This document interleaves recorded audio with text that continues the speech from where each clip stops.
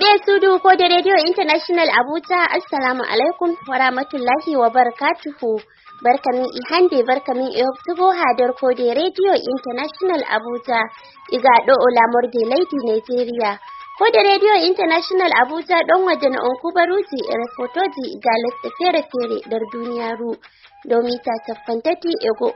iga jamgije take yau gwaje take ereta. Wakati da Nigeria, Kamaru, Chadi. Indi an Khadija Usman Aduwari da skiti fo dongo on taskaranti anin di hande yalande alarba. Aran da kubaruti duniya rudi hande inan ta Sa'adu Abubakar Gani.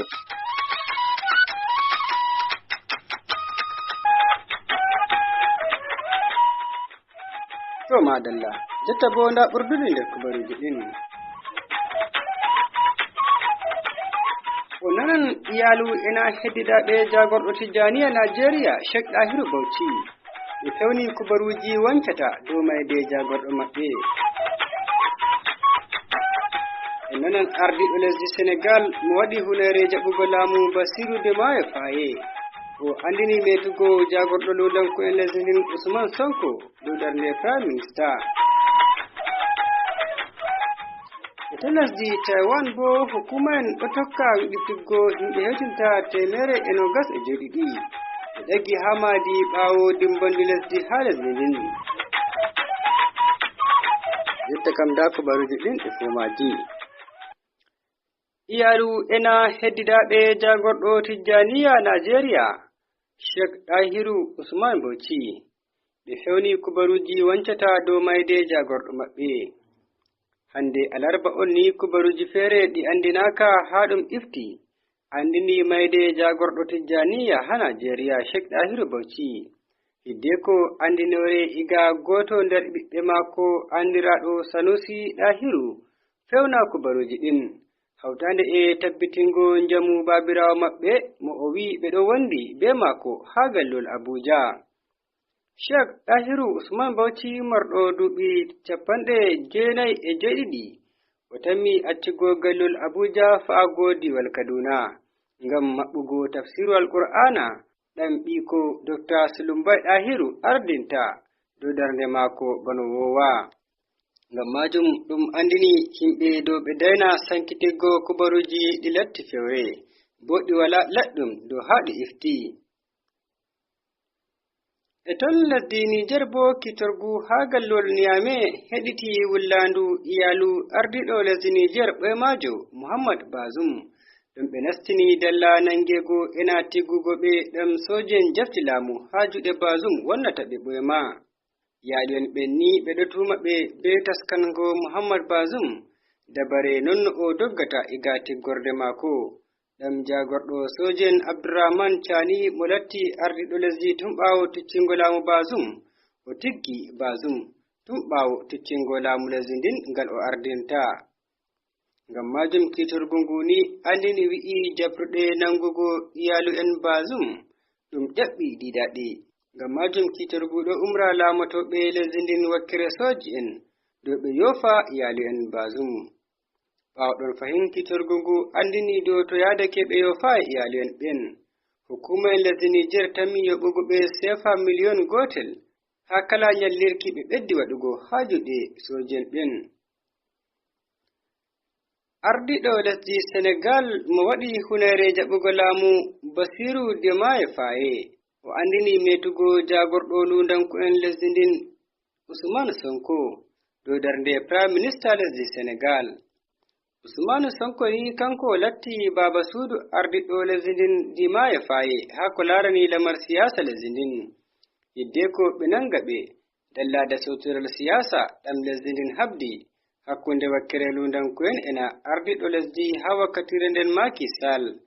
hidde ko Macky Sall yofa ɓe iga ɓaawo. Waktuji seɗɗa ɓaawo hunere ɗam o waɗi Basiru Faye andini metugo Sonko dow korwal Prime Minister nder andinore laamu lesdi ndin wurtini tarma totral tita. Tun iga aranni Sonko kanko lattino jagorɗo lundanko'en mo tammi darugo ngam ɗaɓɓitiggo suɓeki dow darnde ardiɗo lesdi hidde ko hukuma lesdi ndin harmina mo nastugo nder ɗaɓɓitoɓe suɓeki.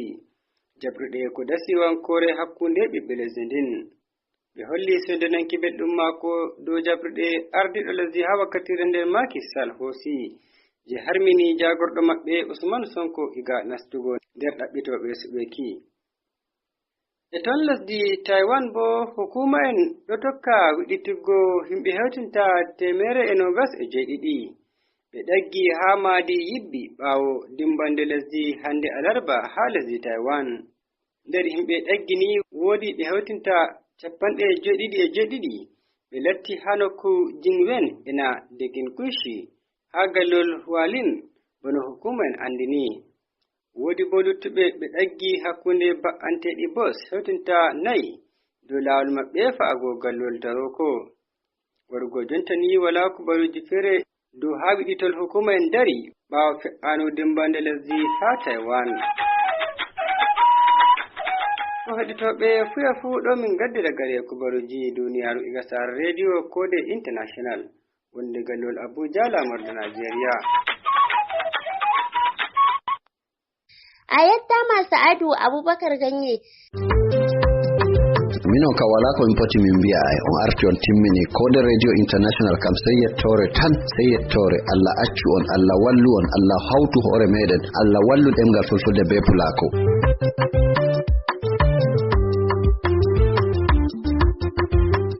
Dar taskaranci Amin Ihande aranda taskaram daftere firo Qur'ana inanta Modibo Usman Baferi igadi wal Bauchi.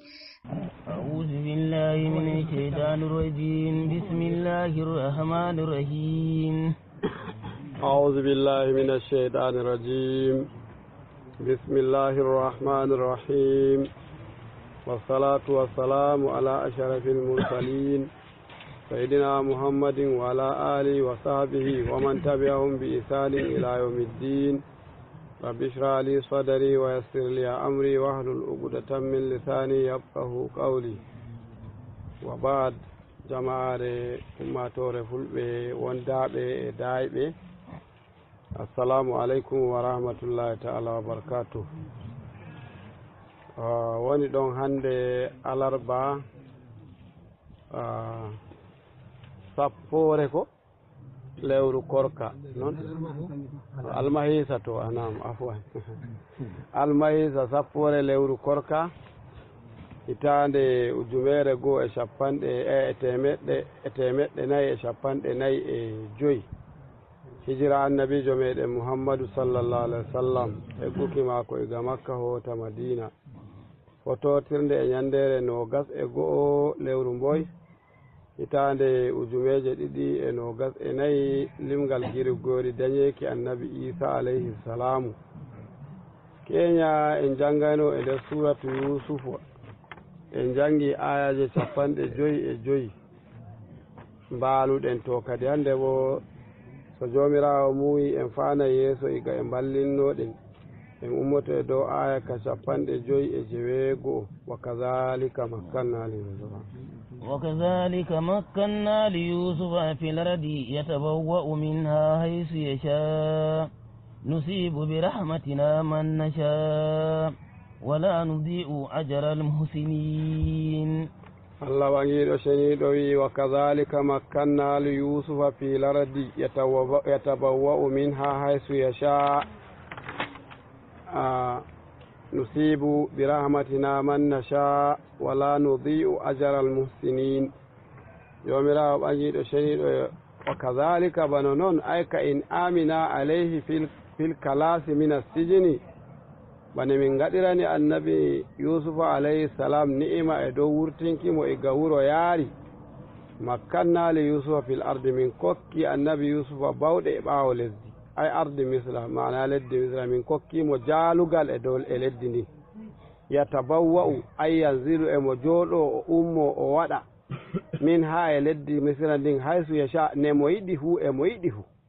بعد الضيق والحبس باونو بو مدر بالله لنو هرما محباما وفي القصة ندر القصة وكان جدك أن الملك توجه لا ميد أجل إن معنا ميتيمو ووالله مكان العزيز حكم درد باب سود ماكون وعزله o ɓorti baaba suudu on bo wa mata baadu o soyti ɓaawo ɗon fa zawwajahu imra'atahu sey mo te'i mana kore azizu baaba suudu maako on fa wajadaha azra o tawimo ma ashe ɗum beerajo fa waladat lahu waladayni o dañanimo ma ɓiɓɓe ɗiɗo wa aqamal adala o darni kadi adalci bi misra e leddi misra wa danal lahu riqabu daaɗe worɓe fuu ɗowtanimo issa kam mo sawi hanum ma waddi ka ɗo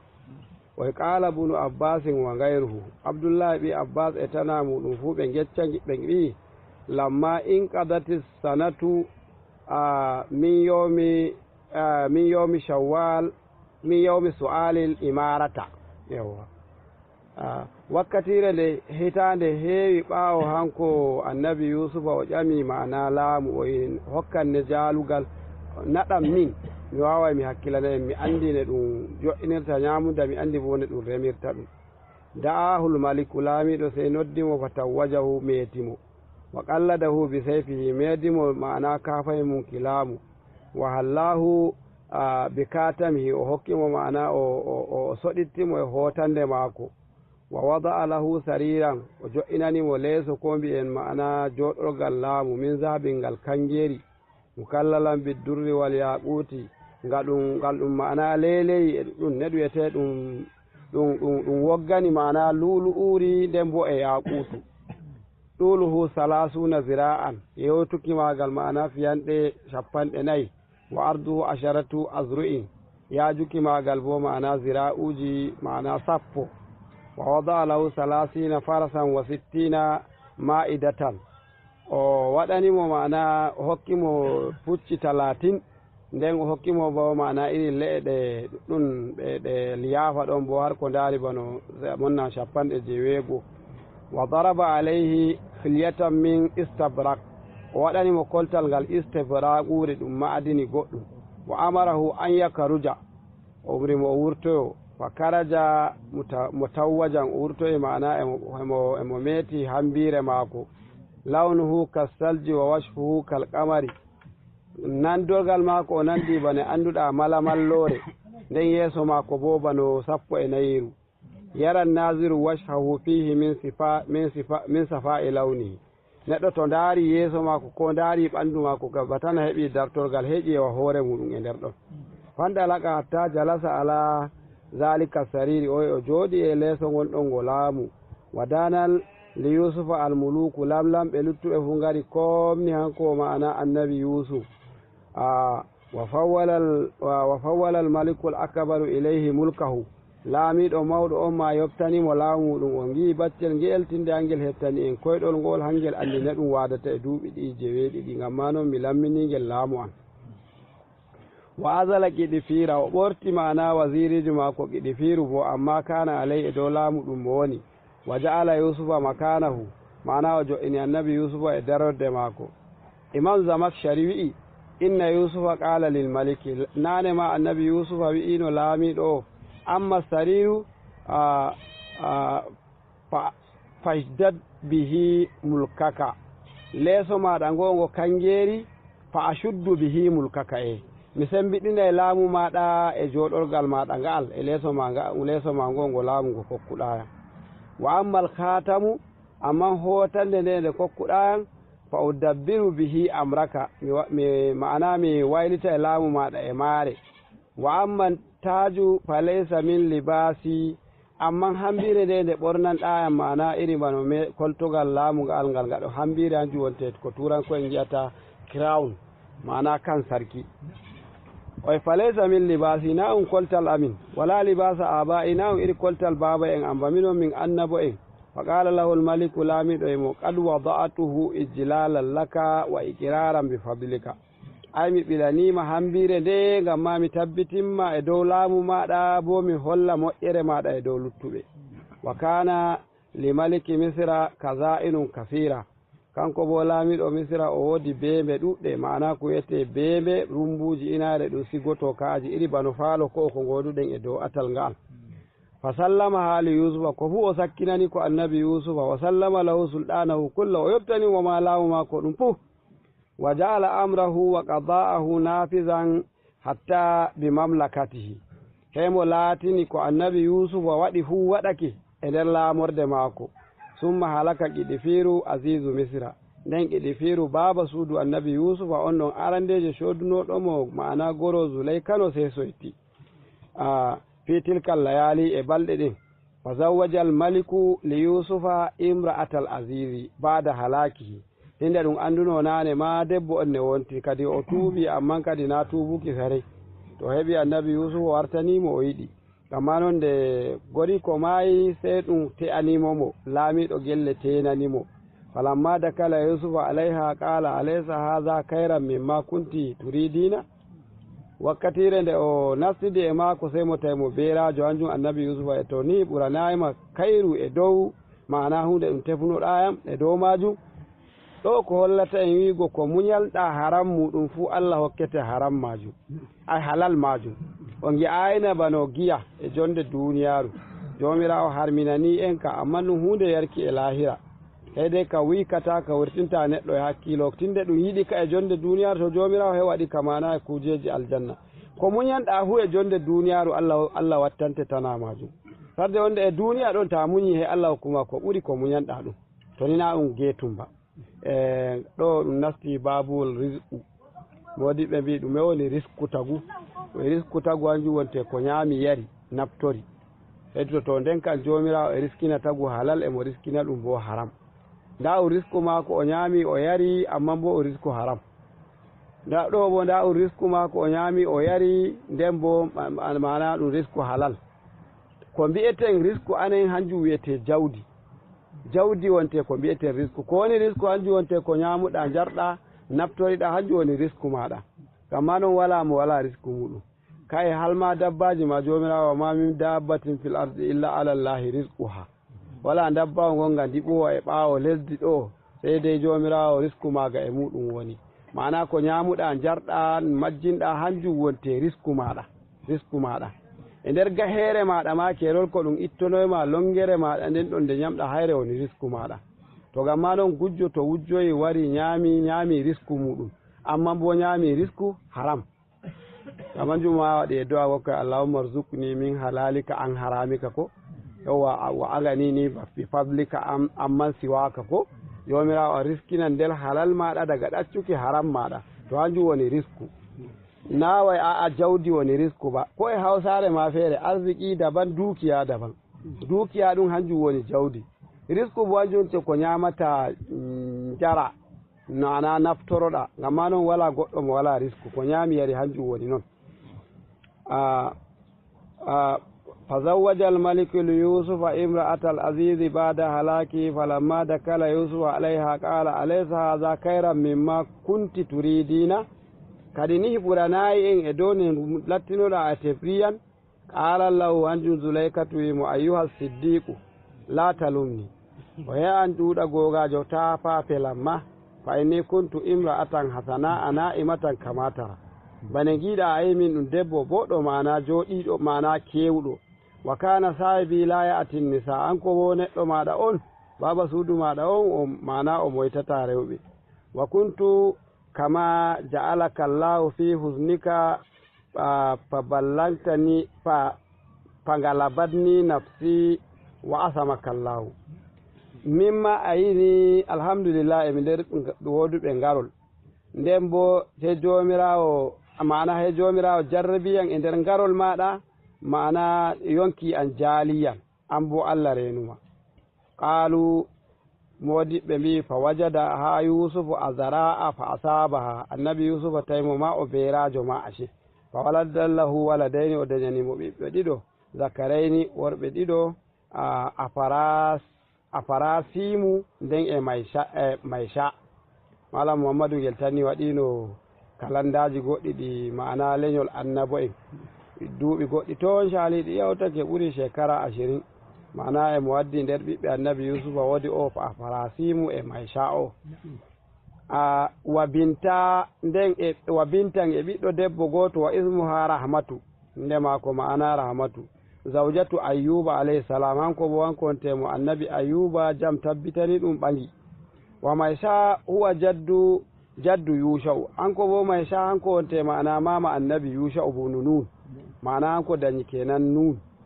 wa qama fi misra al adala annabi yusufa darni adila ko e leddi misra wa habbahu rijalu wan nisa'u yimɓe ge leddi ɓe fuu maɓɓe worɓe e riɓɓe rewɓe fuu giɗimo falamma iɗima anna yusufa fi mulki wakkati nde laamu annabi yusufa jooɗi de'iti dabbara fi jami'i ta'ami semo waɗi ka moftuki ñamundaji asanat tadabiri ko ɓuri woɗuki ma'ana dabareji fa banal husuna wal buyutal kasira to waɗi ka mahuki ɓaale inare sigaki ñamundaji wa jama'a fiha ta'ama li sinina almujdibati waɗi ka moftanki duuɓi ɗin ɗon jeweɗiɗi ɗi hokkere ñamundamaji wa anfaqal mala bil ma'rufi o waɗi ka ñamnuki jawdi leddi misra e dow adalci hatta kala sinuna almuksiba har sende duuɓi ɗin ɗon ɗi ma'ana seeto ferwi wa dakarat as-sinuna almujdiba kitale ɗen ɗon ɗe hokkere ɗe nasti bi hawlin wa shiddatin nda kulni ɗum nda ma'ana caɗe maji lam yara nasu mislahu yimɓe meeɗa gi'a iri bano non kam wa qila innahu dabbara fi ta'amil maliki wa hashiyatihi kulla yawmin ukulatan wahidatan nisfan nahari wi nane kam de weti fu ɗum ñamayno wala limtuki amma ɓawo maggake sey mo jo'ini wiigo laamiɗo e yimɓe laamorde ɓe fu maɓɓe ne ɓe ñamirta ñamunda juwotte ñamande woore saka ñalawma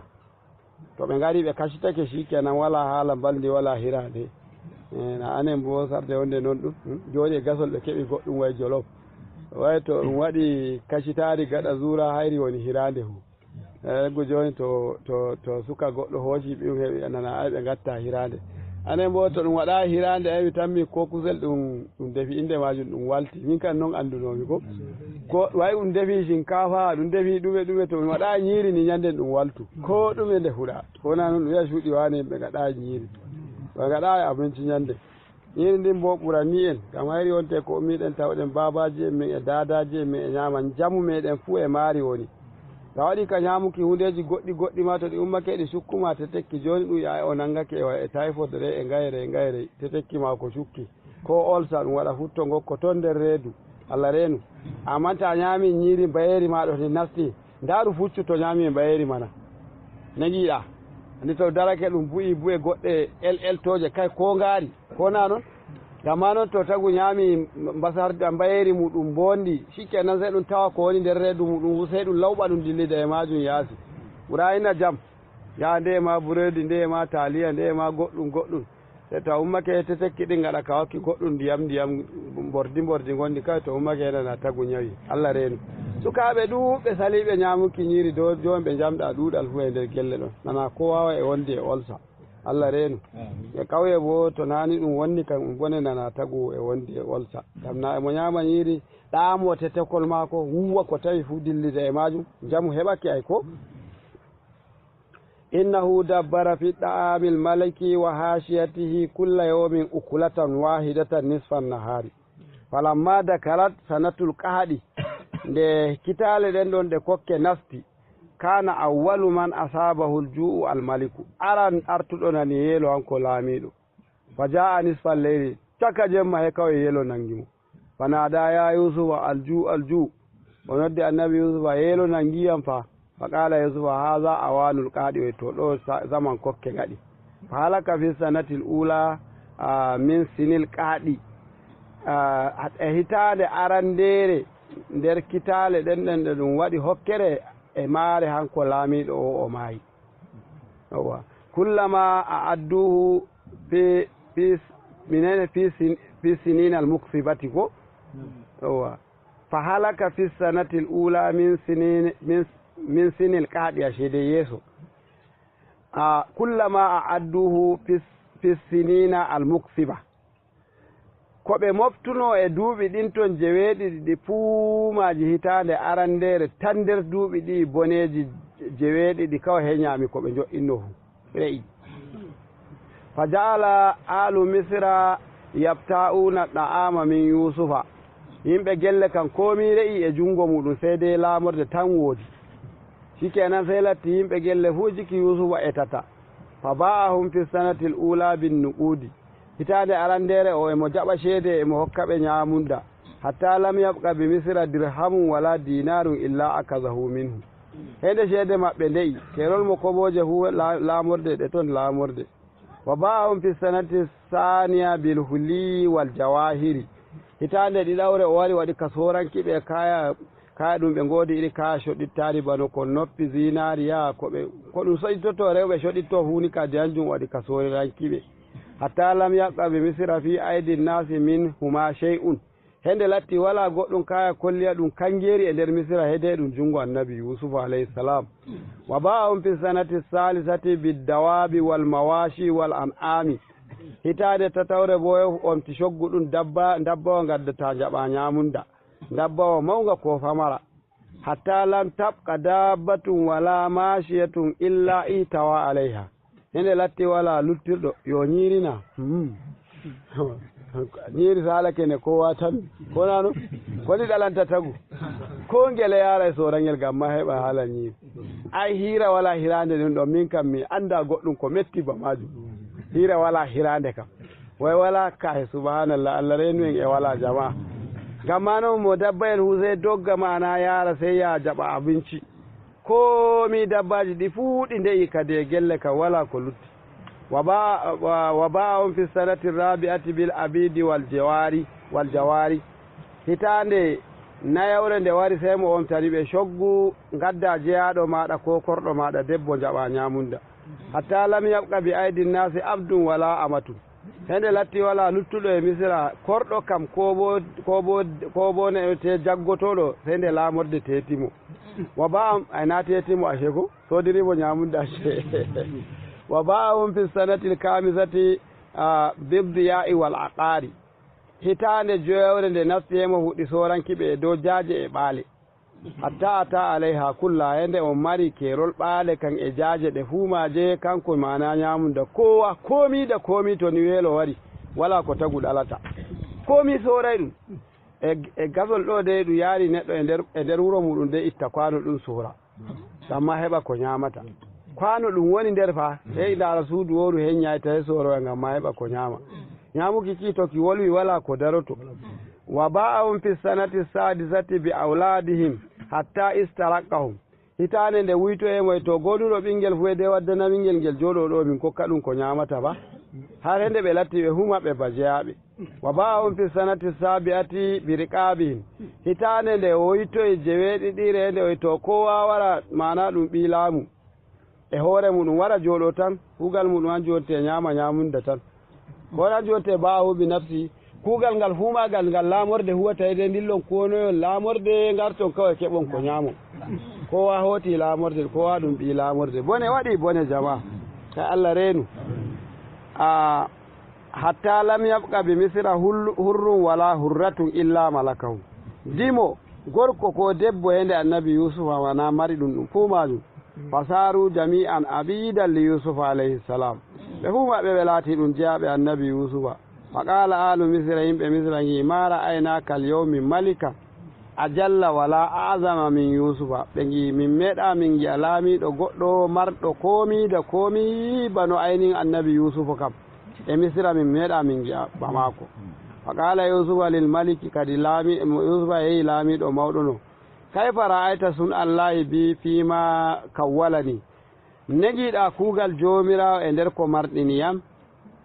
fama tara fi haula negiɗa gaɗanten yimɓe ɓe faqala al maliku laamiɗo yi arra'yu ra'yuka ko giɗa fu noon ɗum waɗata wananu laka taba'um an min tokkimi non kam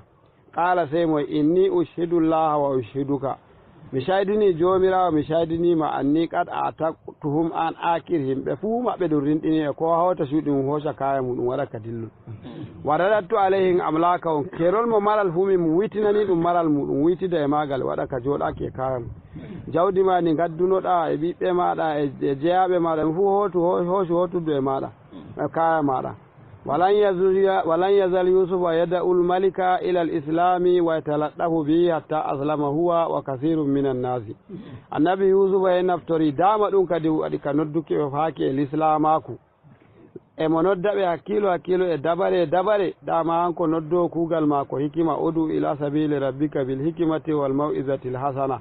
kawai nodda yimɓe dow hikima nden bo e waasu boɗɗum na gaɗa ka hoosuki a jefano hiite ɓe wane en ma ɗum ɓiɓɓe hiite wane en ma ɗum ɓiɓɓe hiite mo daroto wala darotoɗo ma he giɗɗoma mo giɗɗa tan gukkata e aljanna luttuɓe fu ɗum ɓiɓɓe hiite mo darotoɗo bo wala darotoɗo ɗo hatta aslama huwa wa kasirun minan nasi annabi yusufa hanum e mana laamiɗo hanum e yimɓe muɗum ɗuɓɓe fuu hende ɓe silmi ɓe tokki annabi yusufa wa mata fi hayati yusufa laamiɗo on kadi o soyti e zaman annabi yusufa wa amma al azizu falan yasbut islamu amma hanko azizu baba suudu annabi yusufa no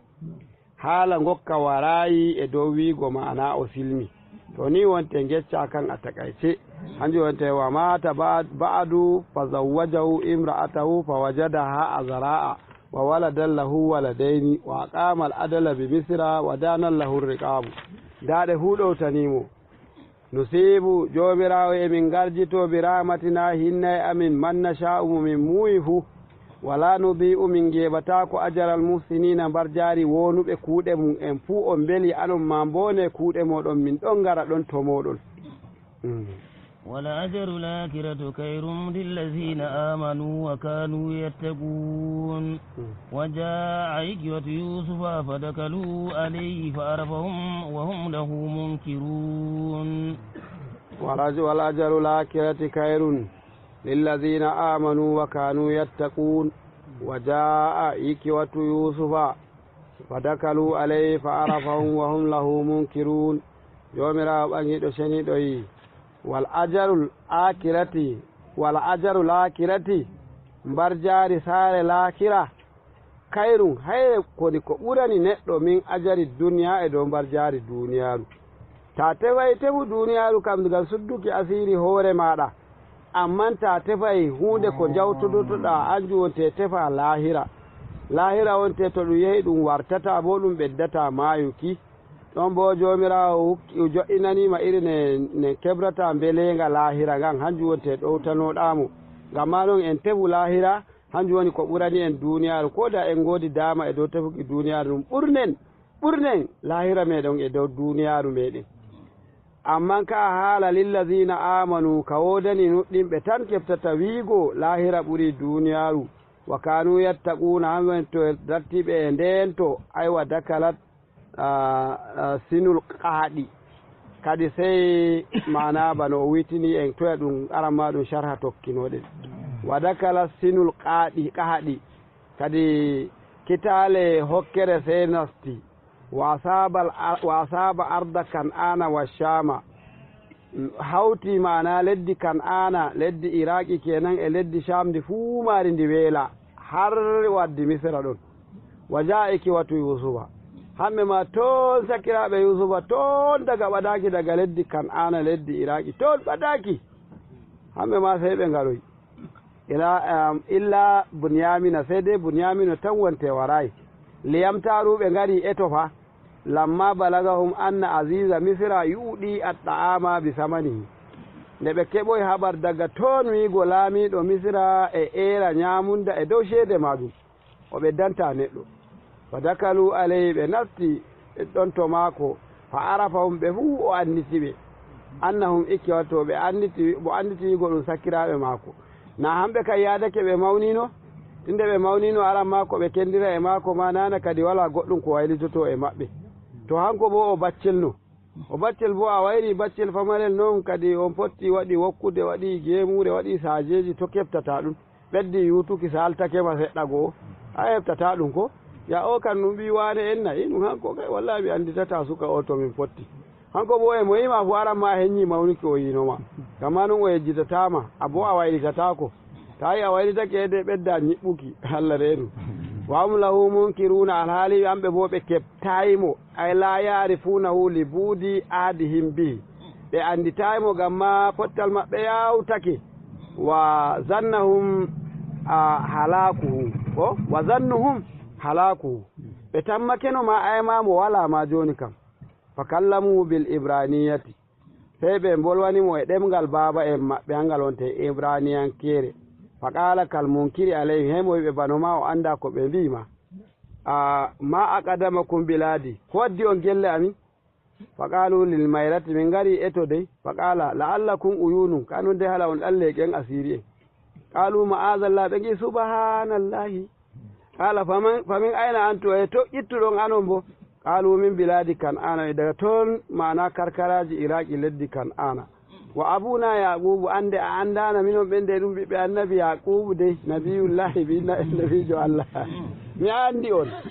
qala oy walahu awladun gayrukum emo woodi ɓiɓɓe banda moɗon anonna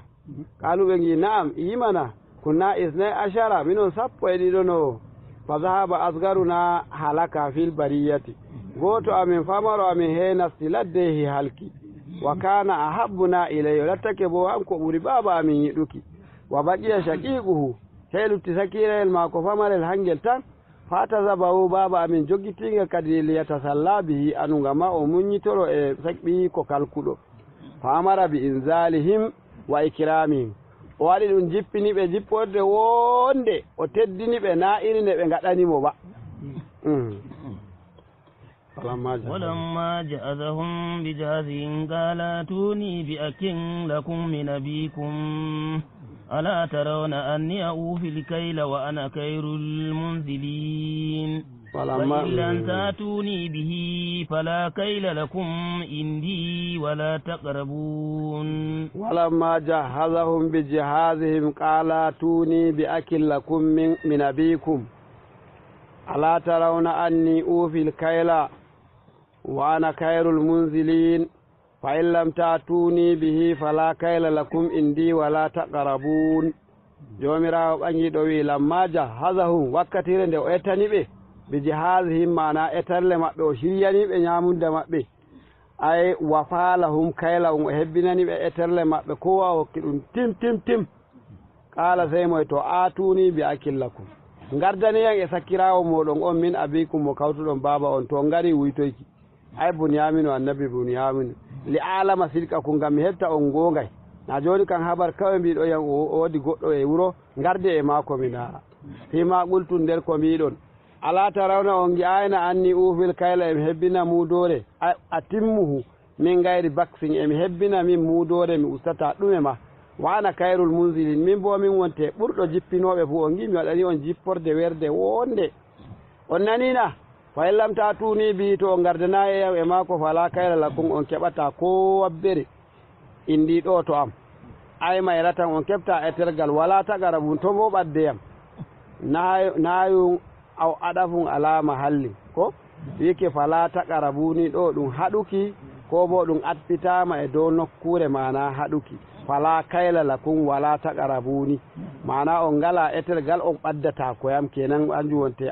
atfutuki ko bo wala tagarabuni on mi etanta on to mi a goɗɗo moɗon ɓadakiyam ay turamuna wala tuqrabuna on haɗay on ɗum hokkata on etergal ɗum soranta on ko gabbel nden bo ɗum ɗalta on gi on yamma قالوا سنراود عنه أباه وإنا لفاعلون وقال لفتيته اجعلوا بداعتهم في رحالهم لعلهم يعرفونها إذا انقلبوا إلى أهلهم لعلهم يرجعون قالوا سنراود عنه أباه وإنا لفاعلون وقال لفتيانه اجعلوا بضاعتهم في رحالهم لعلهم يعرفونها إذا انقلبوا إلى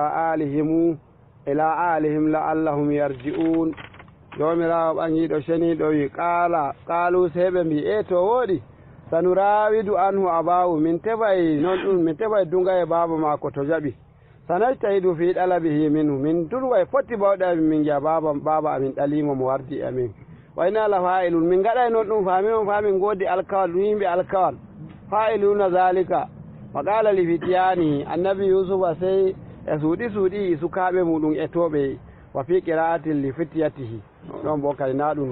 munnan ba angil mani sukaɓe makko eroɓe o yiɓe ij'alu bida'atahum guytinaneɓe ceede maɓɓe allati biha samanul mirati mana fuu uppi maɓɓe ɗi ɓe gardani on jakaje maɓɓe ɗe ɓe gardani on e ceede guytineɗe nder jikaje maɓɓe ɗe e tokki gawri wa kanat darahima mana dirhamoje ɓe gardi e maaje firi haali guytinaneɓe nder kirkeji maɓɓe kaɓɓaneɓe ɗum fi aw iyatin e nder boroji maɓɓe guyti kaɓɓaneɓe ɗum laallahum yarifuna ko ɓe andutuma haala kakkan ɓe kebta lalle woodi ko woodi idan qalabu to ɓe kooti kadi joni o soranma sakiraɓe ma ko ñamunda ay ko an a jaɓata noon ko bone to waɗi bone mi tammita hokkimo waare hoore a yiyata hemo biyakema de nane tonno kan nonno mi anda joni kadi jon kalata hokkimo waare a yiya hemo remanima tanamare to remanayima tanamare mana o wala gueɗal e nder jawdi maɗa Allah reenu idan qalabu ila alim to ɓe kooti e iyaluji maɓɓe ɓe daari ɓe tawi ceede maɓɓe kokkitama to ɓe keɓtuma woodi haala sowi baba maɓɓe bo ɗum wasiqawol cuuɗingol o lildi ɗum kadi on jaafoto hande bo inchallah ɗo ballinten sona so jango kadi en fanuma yeeso ɗe gay dariɗen ko janguɗen famuɗen en ɗon toro jomirawo nafta en ɗum ko janguɗen bo huɗen bo en ɗon toro jomirawo yafano en. Wassalamu aleykum wa rahmatullahi taala wa barakatuh. a yetta Mamodibo Usman Baferi. Kala debbo yiɗi andugo gimo hoore mako fu o wonda be Kode Radio International. Da taskaran Firo daftere Qur'ana hauta da Sheikh Umar Haman Adama Jada Igaton Diwal Adamawa. أعوذ بالله من الشيطان الرجيم بسم الله الرحمن الرحيم ولقد أنزلنا إليك آيات بينات وما يكفر بها إلا الفاسقون. أعوذ بالله من الشيطان الرجيم ولقد أنزلنا إليك آيات بينات وما يكفر بها إلا الفاسقون. ولقد حقيقة جبراوي حقيقة أنزلنا من جب إليك فاكي ماذا آيات بينات البنغولة وما يكفر بها ولا غفران جبما غفران بما إلا الفاسقين سيف فاسقين يدعون. آيات ndawari daga timmitina kita ayare nde en jangi Kenya ha nokkure hamɓe bani Israila ɓe wari ɓe tawi annabi meɗen Muhammad sallallahu alaihi wa sallam en mbi Abdullah ibn Suriya arde ɓe ɗum yimɓe fadaka ɓe wari o ƴami ƴamɗi maɓɓe o timmini ragare on ƴamɗi ƴami mako on o wi'ata mo waddanta annabijo wahyu annabijo wima ɗum malaika Jibril on waddata wahyu so wi ay Jibril ɗum konnejo maɓɓe on sanadi man waɗi on ine annabi sallallahu alaihi wa sallam ha zahiri ko wañi nden kanko Abdullah ibn Suriya o lori o wi annabijo ɗay ayaje jippatama ko ɗo ma kay wala ko ɗe sawi mana ɗe wala hujjaji feere ɗe wadday kesum to kañum jomirawo wiyata walaqad anzalna ilayka ayatin bayyinat walaqad haqiqa anzalna min jippini ilayka fake maɗa an annabijo Muhammad sallallahu alaihi wa sallam wigo ilayka ɗo iltifatu no ɗum ɗo yeytana annabijo sallallahu alaihi wa sallam ngam tasliya ɗum ittanamo suro deydey ko soccotirta be maɓɓe hamɓe yahudu en ɓe irum ta annutu maɓɓe ɗum ɓe gaɗata ɓe irum ko ɓe gaɗata ɓe geddata mo ɗo kanko annabijo fa o deɗɗitina ɓernde maako o anda Allah jippinanimo ayaje banguɗe laɓɗe cawiɗe hujjaji bo laɓɗi nen wala hufranoɓe ayaje ɗo c'est fasiki en kala mo wi ayaje ɗo ɗum kuɗɗum ɗo yerdade fu o hufru to moy on wiyata yerday ayaje ɗo c'est fasikijo ay fisku en senditi ɗum ɗo geɓe geɓe woodi fasikare haɗinta ɓi adama ha ɗo geddal tan nden woodi fasikare hosore yimɓe yaara ɗum hananta kufu to kañum mo nani ayaje Allah oɗo andi mo ha ɓernde ma ko andi ɗe laɓɓe tan ayaje ɗo bo ɗe wari ɗe ɗo gomɗina ko woni ha defte maɓɓe nden ɓawoɗo ɗon o wina ayaje ɗo ɗe ngala hujja feere ko ɗe sawi to en ɗo andi haqiqa o fasikijo fasikare ma nde kufur kañum jomirawo wiyata annabi sallallahu alaihi wa sallam deƴƴitina ɓernde muɗum haqiqa jomirawo jippini ayaje banguɗe marɗe hujjaji banguɗi ha mako wala bo ɓe furanta ayaje ɗo c'est fasiki en hamɓe yahudu en ɓe wari ɓeɗe ƴama mo na ɓe ƴama mo ngam ɓe nuɗɗina ba ɗum fasikare tan waɗi ɓe warita ɓe ƴamatamo kañum jomirawo deƴƴitini mo banni nam كلما عاهدوا عهدا نبذه فريق منهم بل أكثرهم لا يؤمنون وكلما عاهدوا عهدا نبذه فريق منهم بل أكثرهم لا يؤمنون أو كلما عاهدوا أو كلما كلني عاهدوا بقوسنا نام الكون عادا الكون وكلما عاهدوا عادا نبذه فريق منهم فريق يبرئ منهم درمت نبذه في سكين الكون نبذه فريق منهم بل أكثرهم حقيقة maɓɓe ɗuɗɗum maɓɓe fuu la yuminuna ɓe ɗuɗɗintako to haɗɗo jamiraɗo ɓeddatinningo annabi sallllahu alih w sallam ɓeydide haala maɓɓe o wi awa kullama adu kadi yimɓe ɓe kala nde ɓe foosinama alkawal pat nabasahu fariqum minhum yefre nder maɓɓe se sakkina alkawal man en ɗo anndi alkawal e jamiraɗo hoosiri ɓe keña fu en lordi goɗɗe nder maji en mbi bo ayaji ɗe keña ɓe ɗeɗo sawi kissa ayaji arandeje fuu amma dilalamaje feere mana ko ɗe handitata ɓe ko waddi ɗe feere to nonnoon jomiraɗo siftirina ɗo yecci annabi sallallahu alih w sallam kadi yimɓe ɓe kala nde alkawal ɓe kosanama alkawal pat woɓɓe nder maɓɓe se sakkina alkawal man wubangal kala nde ɓe hosanama alkawal pat woɓɓe nder maɓɓe se wuba alkawal may sakkinangal nafdu ɗum fiɗugo hunde on nden fiɗugo bo je yawnare ngam ramyu fiɗugo je haaja be qasdu on tawi a fiɗi hunde ramyu ni a haɓɓi anniya ha a fiɗa a fiɗi hunde man amma nafsu bana hunde on nde fottanayma nde wawnakima si a sakkina nde tan to kanjum jomiraɗo wi nabasahu fariqum minhum fariqum woɓre min yeɓre minhum nder maɓɓe nabasahu si sakkina aare ma bal haqiqa ɓeeɗo ɗo haqiqa aksaruhum ɗuɗɗum maɓɓe fula yuminuna fa ɓe ɗuɗɗita ɗo haɗɗo to layno aare ɗo wolwiri si a tawa ɗo tindina hamɓe annabi bani israila diga annabi yaquba ha wari tokki annabi musa man annabi yusuf wari tokki annabi musa wari yaali annabo en luttuɓe ha wari ha annabi souleymane ha wariti hananta annabi isa ha wari ha zamanu annabijo sallllahu alih w sallam ɗabi'a maɓɓe gootel haali maɓɓe gootu ɗum canjatako kanjum allah hosani ɓe alkaye ɗuɗɗe amma alkaye ɗo goɗɗum nder maaje fuu ɓe sakkini ɗum allah hosina ɓe alkawal ɓe ngaɗan kaza ko kuma ɓe daran dow kaza ko ɓe huwan kuugal kazawal to si a tawa ɓe hurata nder be alkawal man seɗɗa ɗuɗɗum maɓɓe fuu se sakkinangal to kañum jomiraɗo wiyata awa kullama ahadu adam kadi yimɓe ɓe kala nde ɓe kosinama alkawal fuu nabasahu fariqum minhum fariqun yeɓre minhum nabasahu ɓe sakkina alkawal man bal haqiqa ɓe ɗo ko aksarum ɗuɗɗum maɓɓe fuu fa la yuminuna ɓe nuɗɗinta ko allah nam ولما جاءهم رسول من عند الله مصدق لما معهم نبذ فريق من الذين أوتوا الكتاب كتاب الله وراء ظهورهم كأنهم لا يعلمون ولما جاءهم رسول من عند الله مصدق لما معهم نبذ فريق منهم من الذين أوتوا الكتاب كتاب الله وراء ظهورهم كأنهم لا يعلمون ولما وقتي جاء رسول نولاد جاءهم ورن من عند الله لجاء الله فريق يبره مصدق دنها أنكو ورن بديك الله مصدق دو غونكي لما معهم دو كوندي ها مابbe فريق يبره منهم ابن مابbe نبذه سيد وبدو وراء ظهورهم غدا بابbe مابbe كأنهم بنو هم لا يعلمون بأن فلما جاءهم رسول من عند الله مصدق لما معهم ولما وقتي رسول نولاد من عند الله ديغا جهة الله جاءهم ورنبه لأن رسول دوبو مصدق أو بونغي لما معهم دون كوندي إبغى مابه فريق يبغى منهم در مابه نبذه سيوبيو معناه سكني آيات الله كأنهم بنو من لا يعلمون بأن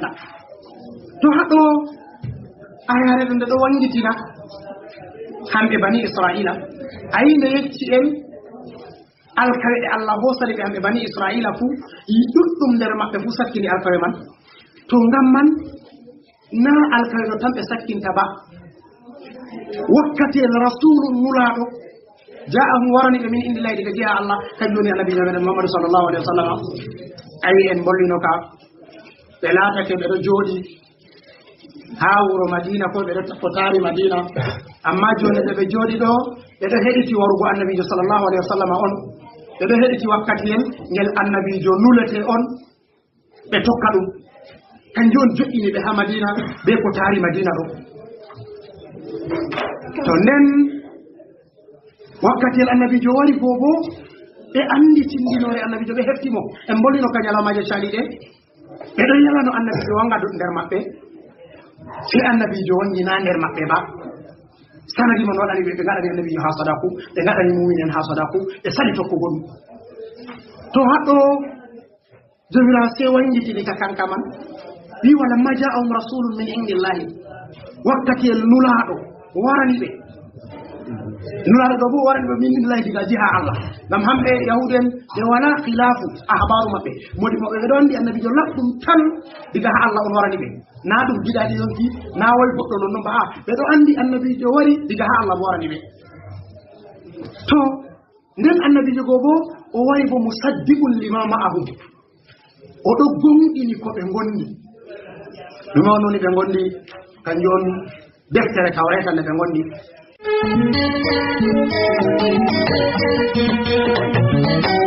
min duuɓi am jeɗimi nanugo kode radio international ngam wallugo fulfulde be pulaku haragare da taskaram halkosum turɗon hawtade ayuba lamiɗo munyal ujunaje yimɓe ɓenneɗo weedeɓe ala imrana sabu hoore maɓɓe nduuɗe huuru heɗitoɓe assalamu aleykum barka men be loruki fotta moɗon nder taskaran holko sumtoriɗon to min gaddonoyta on natemalla photoji e vidéoji ima kofli barka e sumtari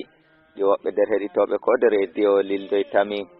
inde an ayuba lamiɗo muñal arroto e waddunoyki on taskaran kam miyela on sumti jam ujunaje yimɓe ɓenneɗo weedeɓe ala imrana sabu hoore maɓɓe coma dalla da fuɗɗire modibbo arandejo bisimillah.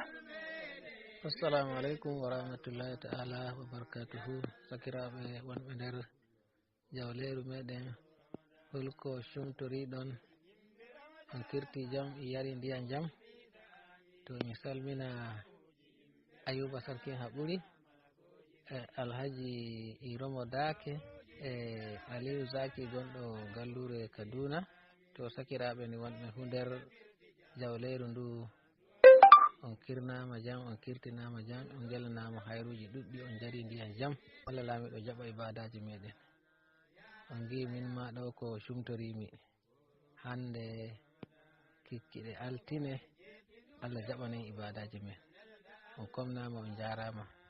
Muhammadu Tukur daga ɗo Bargu local government Niger State Nigeria. Assalamu alaikum. Wa alaikum assalam wa rahmatullahi ta'ala wa barakatuh. Alhaji Ayuba Lamiɗo Muñal a yettama e maɓɓutugo jawleru holko sumtori ɗon to aranni mi hommi hogga alpha likita alpha mi homna Ibrahim Iromo Dake mi homna Alhaji Talba Jambutu Alhaji Bobbo Jawai Awal Bobbo non Sandanam Tari mi homna Jadudu nden enanta Alhaji Abdul Bagi tawteɗo Garwa nden enanta mi homna Suleiman Yashi Gari nden mi homni kala keɗitotoɗo en fo wakkatiyel ngel homna kowa yelo on jari ndiyan jam inde Abubana ko tawteɗo lesdi Adama Yola. To assalamu alaikum wa rahmatullahi ta'ala wa barakatuhu holko sumtoriɗon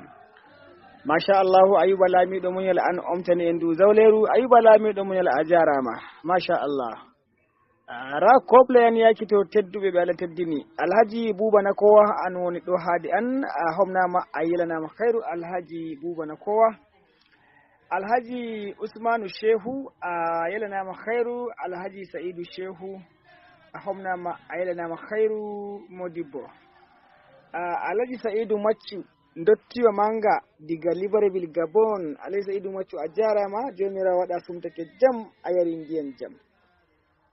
Modibbo Ibrahim a yelanama khairu Modibbo Ibrahim Modibbo Abubakar on fuu moɗon mi homni on kala huma namba moɗon jippoto nder ndu zawleru hobni on miyelanake on khairu ɗuɗɗum no fewi no laaɓi machallah. Inde am Ali Zaki daga ɗo nder birniwol Kaduna Nigeria. Assalamu alaikum.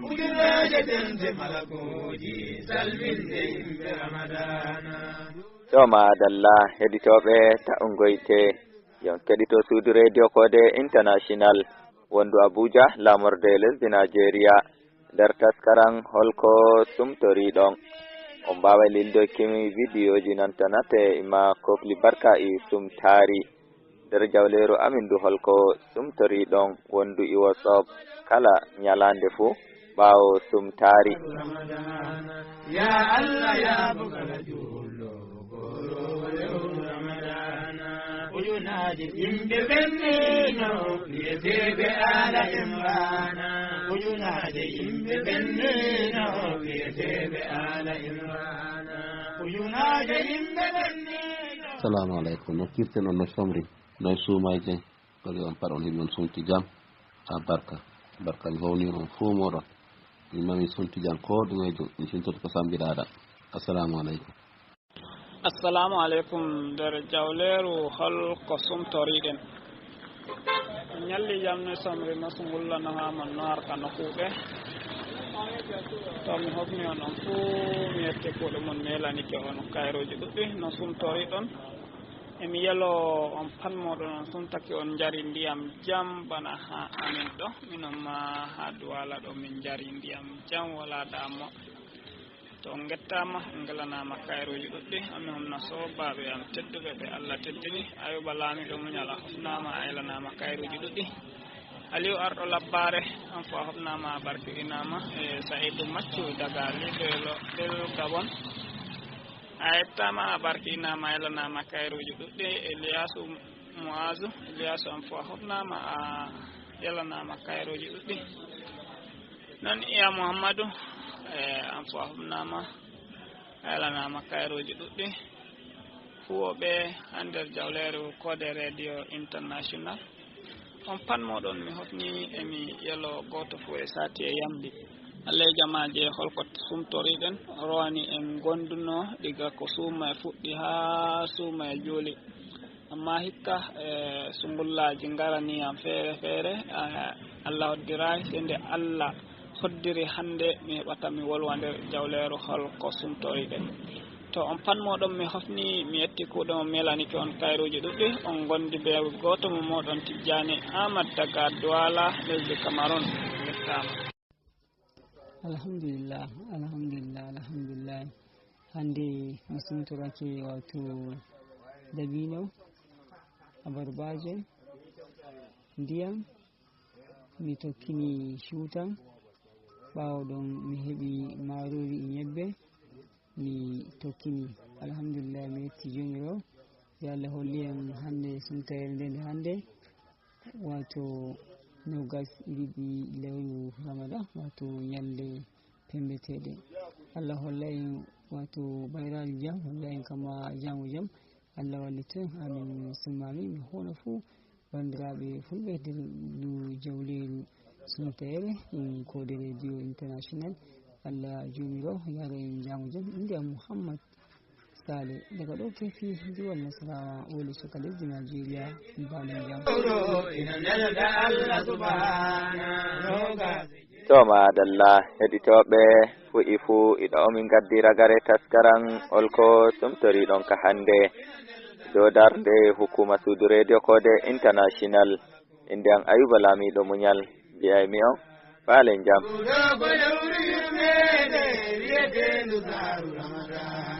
Ya Allah ya bugala jullo